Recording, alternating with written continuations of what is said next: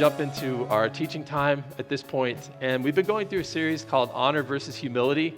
And if you're not as familiar with the Bible is comprised of lots of different books. Some of those books are letters that are written in the New Testament between different church leaders and different local churches in the Roman Empire. And that's one of these is 1 Corinthians. And so we're reading about a letter written to a church in the Greek city of Corinth around 50 AD or so. And this church is really struggling because everything in their culture is pushing them toward self-honor and being exalted and being viewed as better in comparison to other people. And so they're very competitive, they're very selfish, and very driven. And Paul is saying if you want to imitate Jesus in your life, you're going to have to let go of some of those cultural attachments and look more at the humility of Christ than at your own culture's push to gain more and more honor, more and more status, more and more recognition from people. So that's what we've been into, and I want to recap some of the things that we covered last week. Last week we were in chapter 8 of this letter, and we started a discussion about when to exercise the liberties or freedoms or rights that we have in Christ, and when to set our rights aside out of love for the sake of other people. So again, we're just going to take a moment to kind of review and personalize these things today. So first of all, and this is how I want to have you work through this in your own hearts, and this will kind of review the concepts we've talked about. What fixed ideas, some people call those convictions, did you have about things that were good and things that were bad when you first stepped foot into this church community? Maybe that was years ago, maybe that was this morning. But what fixed ideas do you have about what is good and what is bad? For some of us, we have very few. We've been very free most of our lives. For others of us, we had a huge, long list. It might have been something like this. Maybe we thought, it was unwise to consume certain types of foods or certain types of drinks. It was unwise to listen to certain genres of music. And this is all things we're bringing with us. Again, not from this church community, but just from life in general or other religious experiences or whatever. Maybe we thought it was unwise to wear or not to wear certain types of clothes or swimwear in certain settings. We just had those convictions. Maybe we thought it was unwise to hold certain political viewpoints before we step foot into this church community. I want to pause here for just a moment because I think in this very hyper-political environment, obviously, people feeling very differently and very strongly about many different things, and it pervades all of our culture. I think if God were giving you a piece of political advice, this is what he might say. Look at the person, not just the party, not just the policies, not just the platform. Look for honesty, look for humility, look for empathy, look for kindness, look for character, because we can tell so much about the decisions our leaders make by who they are as people. And those types of metrics take apart the divisions that happen over political lines. And those divisions can be particularly harmful in a church community because we line up how we are socially, politically. But this community is meant to be a family and is meant to connect. So we have to find deeper things besides our political affiliations. Sometimes we believe, though, again, that different viewpoints are wise and unwise when we step foot in the door. Maybe we think it's unwise to go to certain places or events, or it's unwise to express certain types of affection. That's just going too far. That's inviting something, Maybe we thought it was unwise to allow certain types of people to lead. A leader in a church community needs to look like this, not like that. Or maybe we thought, I think it's unwise to be friends with those kinds of people. We had those ideas in our head. And if you've been part of this church community for a while, perhaps you've noticed or you've heard about some of the people in this room freely doing some of the very things that you believed, or maybe you still believe, to be very unwise. And it caught you off guard. And over time, as a follower of Jesus, you're going to discover that God gives people a certain, sometimes uncomfortable amount of freedom to consider and weigh his wisdom, to make their own choices, and then to ultimately answer to him instead of other human beings. And because of this, it's really imperative that we get to know each other well so we can understand each other's present convictions and love each other well. And this is what we talked about last week. We're continuing this subject a little bit from a different angle this morning. We can do this a couple different ways. First of all, by allowing other people to take liberties or exercise freedoms that we wouldn't take ourselves and to do this without being judgmental. And again, for some of us, we're coming into a place where we think this is what good and bad is, and we've got all these things laid out and defined, and we realize other people, they differ. So we have to be careful not to be judgmental, whether we're newer to this church community or whether we've been here for years. And then for others of us, maybe we feel more freedoms. So we might have to, in certain situations, set aside our liberties on occasions when we think they might cause another follower of Jesus to feel kind of confused. Maybe it's somebody who's newer to following Jesus, and we think, if I'm that free around them, I know them, and I know their background, and this might make them feel really confused at this point in their faith journey. Or it might make them feel distressed because of something they've experienced in life in the past, or maybe even tempted. And so to be like Christ, we set aside those things. And we're going to continue this topic in this conversation as we turn the page into chapter 9 this morning for a few minutes. And we're looking at kind of a broad scope of verses, but we're going to just hone in on the basics and follow Paul through his explanation this morning. But as we do that, there's two unfamiliar words that you might encounter if you're not used to church or the Bible, things like that, or if it's just been a while. One is the word apostle, and it just means a messenger. Some of the early church leaders were called that because Jesus sent them out as messengers. The other word is gospel, which if you've grown up in some kind of religious, background, Bible-based religious background or Christian-based religious background, you probably heard that word before. But it literally means good news. So there's lots of types of good news. But in the Bible, it's specifically good news about Jesus, and specifically that God came to earth as Jesus to take responsibility for our shortcomings and the injustices that we commit as people. And he did that by giving up his own life and defeating death to give us forgiveness and reconnection with God by faith, and to establish and empower this community of followers that we call church that would be committed to treating everybody right and cultivating the potential that God knew is present, that he kind of baked into the earth when he started this whole thing in the first place. That's an idea of what the gospel is. We're going to start to walk into this chapter, though, and again, focus on this topic of whether or not to exercise our rights in certain situations, or maybe we need to just impose some restrictions because of consideration for the people who are around us. And so Paul, first of all, he's talking about his own rights, and he wants, as he's writing this letter, he wants the people in this church, in this ancient Greek city of Corinth, to realize as they consider their own rights, Paul's saying, well, here, look at my example, because I have some rights. And Paul really is saying, if any of you are entitled to exercise his or her Christian rights and freedoms, it's me. And then he gives us a list of qualifications. He says, am I not free? So am I not an apostle, a messenger sent from Christ? Have I not seen Jesus our Lord? Because if you go back into the book of Acts, there's a story where Jesus appears out of heaven. Heaven split open, and he comes down as a bright shining light and just talks to Paul. He says, are you not my work in the Lord? Didn't I start your church? If I'm not an apostle to others, at least I am to you, because you're the seal of my apostleship. Like, you're proof that I'm sent from Jesus because you exist as a church right now. If anybody has rights and freedoms and has the liberty to exercise those, it's me. He goes on, and he's going to define out what some of those rights are. He's going to assert that he has the right to eat and drink whatever he wants. And this is relevant to the conversation because the Corinthians posed this question. What about going and eating at the idol temples? Because some people in our church, they came out of worshiping these Greek and Roman gods recently, and they're super uncomfortable. They feel like it's too much crossover to go and eat at the idol temples and eat the food served there, because it reminds them of the fact that they were worshiping there, a few weeks or months ago, and now they found Jesus, and they want that separation. For other people, they think, that's a great way to make business connections and socialize at the idol temples. And so why would we give that up? It's just food. God made food. No food's bad, so why would we make food an issue? And so he's saying, you know what? I've got the right to eat and drink whatever I want because I realize those things come from God ultimately. I've got the right to be accompanied by a wife who shares my faith. I've got the right to be financially compensated by the church for the time and effort that I put into teaching you all about Jesus.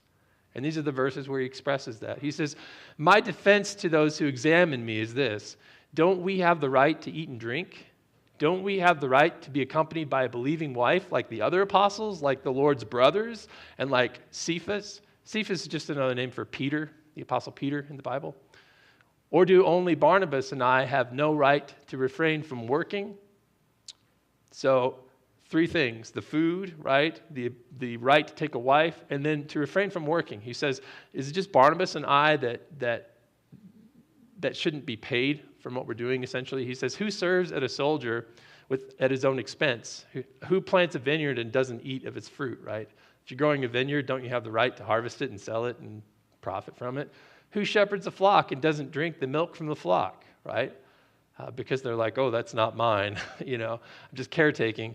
Am I saying this from a human perspective? Doesn't the law, and he's talking about the first 5 books of the Jewish Bible, Hebrew Bible, first 5 books of our Bible as well, also say the same thing? For it's written in the law, the teaching of Moses, don't muzzle an ox while it's treading out grain. So they have this obscure law, don't put a muzzle on an ox while it's treading grain, let it take a bite every now and then, right? Because it's doing hard work for you, so let it get a little feed out of this process in the first place. But he says, is God really concerned about the oxen? Isn't he really saying it for our sake? Isn't there a deeper principle? Yes, this is written for our sake, because he who plows ought to plow in hope, and he who threshes should thresh in hope of sharing the crop. If we have planted spiritual things for you, is it too much if we harvest material benefits from you? If others have this right to receive benefits from you, don't we even more? He says, nevertheless, we haven't made use of this right. Instead, we endure everything so we will not hinder the gospel of Christ. Don't you know that those who perform the temple services and eat the food from the temple and those who serve at the altar share in the offerings of the altar? And this happened in the Jewish religion. This happened in all the Greek and Roman religions as well. If you were working in the temple, you just benefited from the meat that was sacrificed and the grain that was offered. In the same way, the Lord has commanded that those who preach the gospel or proclaim this, again, good news about Jesus, should earn their living by the gospel. So he's just saying, I've got all these rights. Look, I can take you up and down the Bible and prove to you that I have the right to do all these things, including earning a living from my teaching and my church planting efforts. But he hasn't done that. He's actually working in the marketplace, and he's making and mending tents, which is kind of hard work. I mean, he's probably working 5-6 days a week to pay the bills when he could just be receiving something from these churches. He says, these are my rights. And then he's going to take the believers that are reading this letter into why he's chosen to impose some self-imposed restrictions on his rights. And again, what we're supposed to take from this is we have rights. We have freedoms. As a Christian, we have a lot of freedom. And sometimes we've been brought up in an environment or told that we don't, but in actuality, we do. But again, sometimes we need to restrict ourselves. And so Paul's telling us why he has chosen to do that. Kind of maybe learn why he has to discern whether or not we should in certain types of situations. So he goes on, and what he's going to tell us is that he values proclaiming this good news about Jesus free of charge more than he values his own life. So that's a super important priority for him, is teaching about Jesus without charging a dime. And honestly, he thinks that this in his situation is going to limit people's ability to question his motives. Because he's not just in one community. He's bouncing around from place to place. And so it's not like people have known him for 10 or 20 years. They're kind of getting their first impressions. And if they see him as somebody who's bouncing around from place to place just to get money from these churches, it's going to give them a total wrong idea. And so in his position, his priority is, I want to do this free. Like, I want that more than I want to be alive. That's a high priority. So he gives up his right to be compensated, and he earns money again by making and repairing tents. That's what he's going through in these next couple of verses. He says, for my part, I've used none of these rights that he just told us about, nor have I written these things that they may be applied in my case. For it would be better for me to die than for anyone to deprive me of my boast. He's talking about his ability to, again, teach about Jesus for free. For if I preach or proclaim the gospel, good news about Jesus, I have no reason to boast because I'm compelled. Woe to me if I don't preach the gospel. It's like he's driven from the inside to do this. If I do this willingly, I have a reward. But if I do it unwillingly, I've been entrusted with a commission. What then is my reward? To preach the gospel and to offer it free of charge and to not make full use of my rights in the gospel. So again, he's going through explaining himself, but his point is, this one thing is such a big priority for me that I'm going to restrict myself. And maybe you've got goals and priorities, and so you impose some self-discipline that other people around you would never impose, because you realize, if I don't do this, I'm not going to get to my goal. And that's what Paul's doing here. Also, he's going to go through, he's already talked about one of the three rights, right? And that was to receive payment for his teachings about Jesus and his work in this local church. That was one right. Now he's going to move on to another right, and that's his right to eat whatever he wants and drink whatever he wants. And he's going to explain when he exercises it and when he doesn't. So what we're going to find is he adjusts his diet, and he only eats kosher food when he's around Jewish people. These aren't necessarily even Jewish people who have become followers of Jesus, perhaps in some situations where they're brand new followers of Jesus. But in most cases, these are just people that are still Jewish. And remember, Paul's from a Jewish background as well. So he only eats certain foods prescribed in the Old Testament of the Bible, and he avoids other things, personally. But when he's around Jewish people, he alters his diet, and he only eats what they eat. So that doesn't become a barrier that causes them to view him as less spiritual. Because a Jewish person will automatically look at him and go, oh, you're compromising here by eating this meat or by eating this creature. You're eating this thing and it's not clean. And they'll just tune him out. And maybe sometimes you have meals with people and they have a different religious background with different convictions. And you realize, if I take them out of their comfort zone and I eat foods that they don't approve of, or that maybe their religion doesn't approve of, like, this is going to become a barrier to our friendship or to conversations about God, because automatically I am now not spiritual. And so when I'm around these friends, I choose to restrict what I eat, because what I really want is for nothing to get in the way of my friendship and me sharing Jesus with these people. That's what he says here. Although I'm free from all and not anyone's slave, I've made myself a slave to everyone in order to win more people. To the Jews, I became like a Jew to win Jewish people. To those under the law, he says, I became like someone under the law. This is talking about, again, these rules for Israel and the Jewish people that are outlined in the very, very beginning of the Bible. Though I myself am not under the law, to win those under the law. He says, I realize, again, on this higher level, God made all types of food and drink, right? It's not bad by nature. But when I'm around people who are Jewish, I change what I eat because I don't want to offend them. But he says, when I'm with Greek and Roman people, I eat and drink whatever they eat. Because if I don't eat and drink what they drink, right, they're going to think that spirituality is about adopting a specific diet.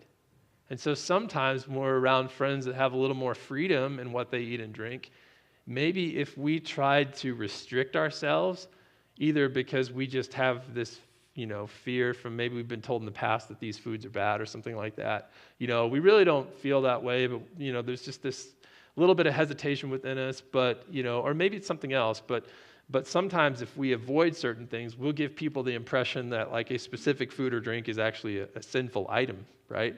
And that might be a wrong impression in certain circumstances. So he says, to those who are without the law, those who don't have this Jewish set of rules, I become like somebody without the law. I don't have any rules with my food and my drink. Though I'm not without God's law, but I'm under the law of Christ, which is to love people. He says to win those without the law. So sometimes I eat and drink whatever's on the table because that's the most loving thing to do. And these people feel that freedom, and I'm not restricted because the only law that I'm under is the law of love. So that's a great way for me to exercise my freedom and to love other people at the same time.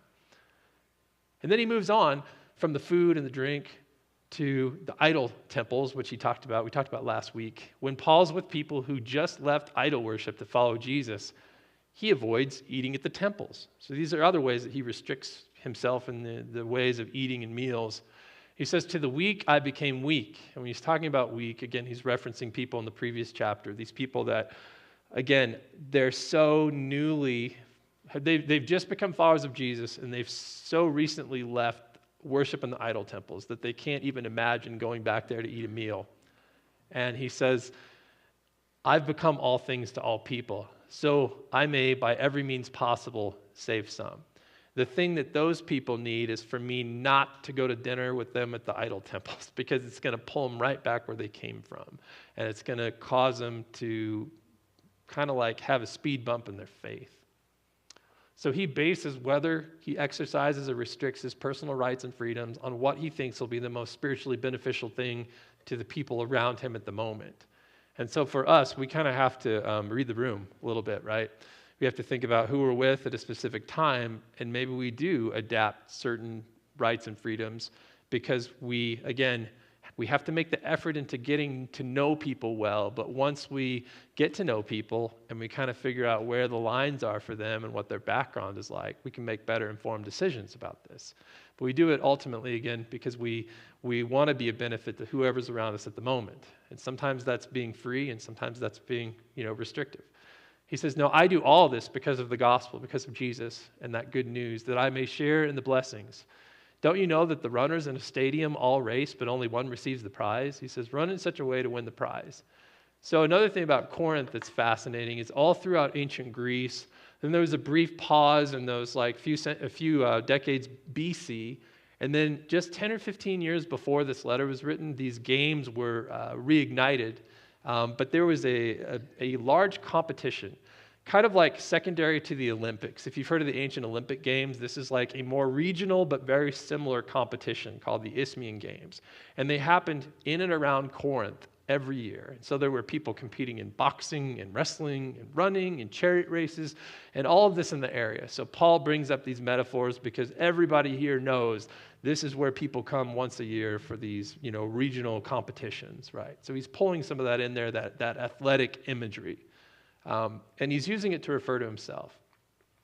And so for Paul, this is why Paul has actually chosen not to take a wife, which is the last thing he addresses of the three, right? We had the food and the food restrictions. We had the compensation for his ministry in these churches, and now he's going to wrap up his final right, why he doesn't have a wife with him. He's chosen not to take a wife. He sees himself as a spiritual athlete, and he believes that remaining single helps him reach his full potential. Him and his full potential. He's already talked with the Corinthians earlier in this letter and said that may not be the case. For some of you, taking a wife or a husband, having a spouse, that might be that thing that helps you reach your full potential. We all know this for us, like it's an individual thing. But for Paul, he says, I've imposed this particular restriction because that's going to help me reach my potential. He says, now everybody who competes exercises self-control in everything. Again, think top-of-the-line athletes. If you've heard stories about athletes and what they go through with their training regimen every day, or how they restrict their diets, or the number of calories that they eat, uncomfortable thousands and thousands of calories, numbers to sustain this training. Like, competition is not fun. Training is not always fun. Oftentimes it's very hard. And so he sees himself as this top-of-the-line spiritual athlete. So he's going to exercise as much self-discipline as possible, just like the athletes. He says they do it to receive a perishable crown, a little wreath around their head, but we an imperishable crown. So I don't run like one who runs aimlessly, like just running around with no direction toward the finish line, or box, which is another competition in these games, like somebody just shadow boxing, beating the air. Right? Instead, I discipline my body and I bring it under strict control so that after preaching or proclaiming Jesus to others, I myself won't be disqualified. So again, that's his goal. That's his full potential. But each of us are different. And so the way that we impose restrictions on ourselves might play out a little differently. I want to summarize the things we've talked about with kind of 3 or 4 questions as we wrap up right now. Just to help us see the different categories. So sometimes we limit our rights and freedoms for our own benefit because we know ourselves and we just know there are certain things, if we get too free in that area, it's going to take us down a bad road. You're designed differently than I am, right? And you're gifted differently than I am.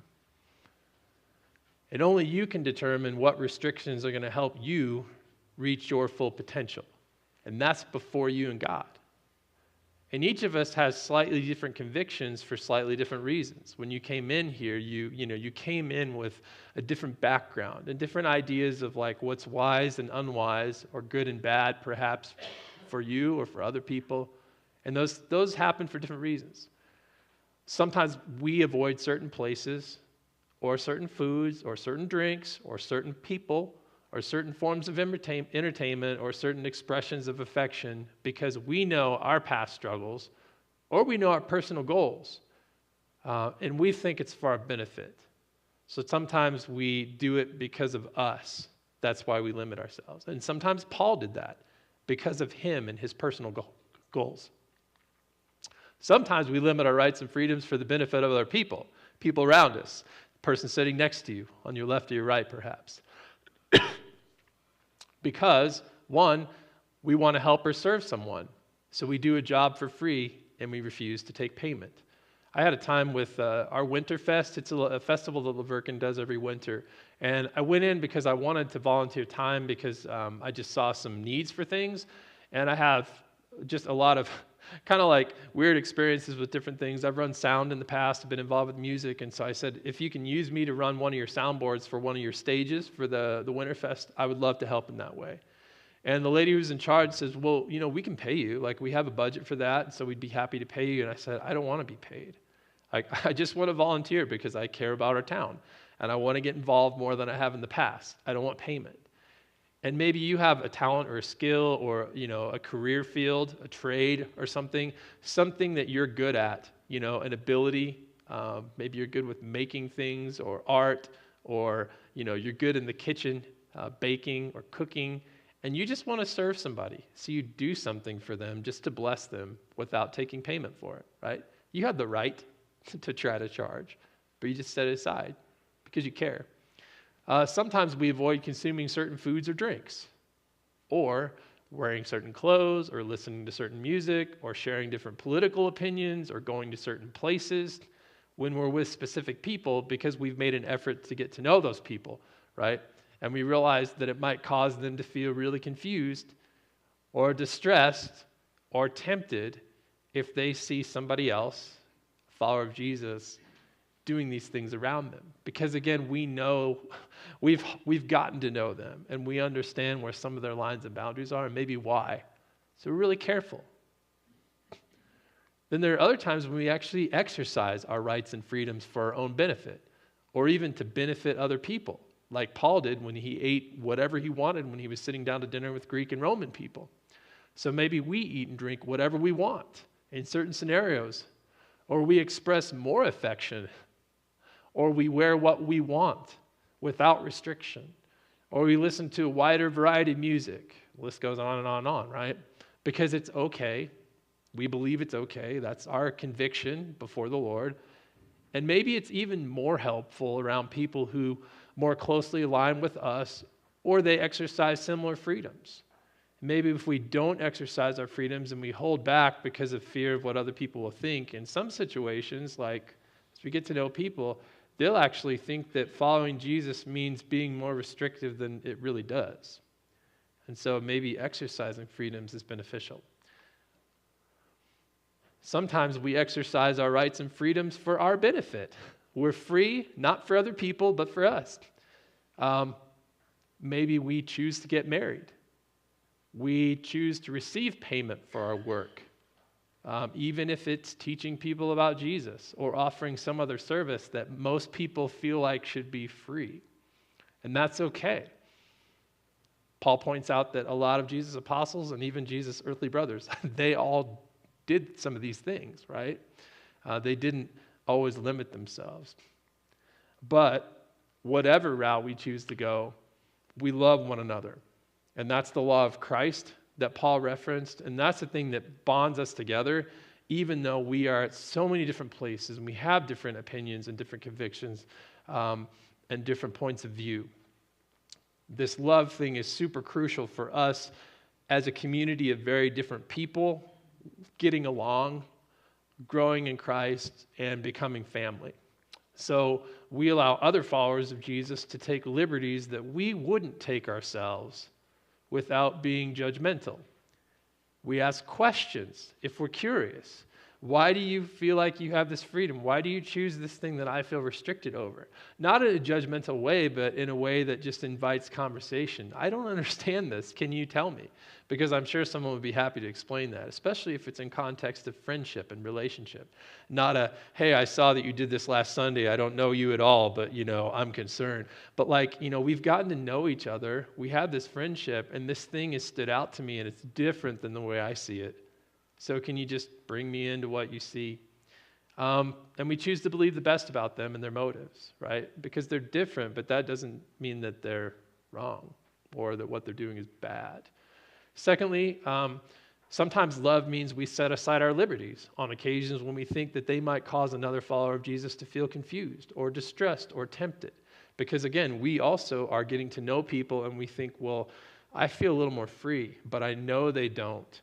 So when I'm with them, I'm going to be more restrictive because I know that that's what they need, and that's what will help our friendship grow.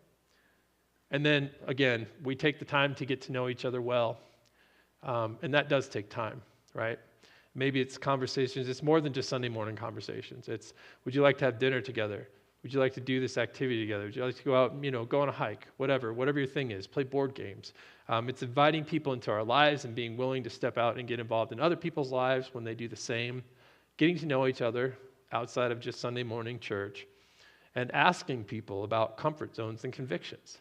I mean, maybe not on the first meal, be like, hey, it's great to have dinner with you. What's your name again? By the way, what are all your comfort zones and convictions? A little bit awkward. But in the natural course of conversation, a lot of people say things and you pick up on it and you're like, oh, that wouldn't be comfortable for me. Or you're like, oh, I remember when I felt that way, but I've changed so much.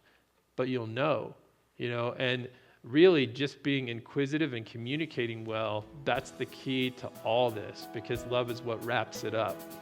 Sometimes there's times, to exercise rights, and sometimes there's time to impose restrictions. And Paul wanted the Corinthians to get a feel of how he handled that so they could make similar decisions in their lives.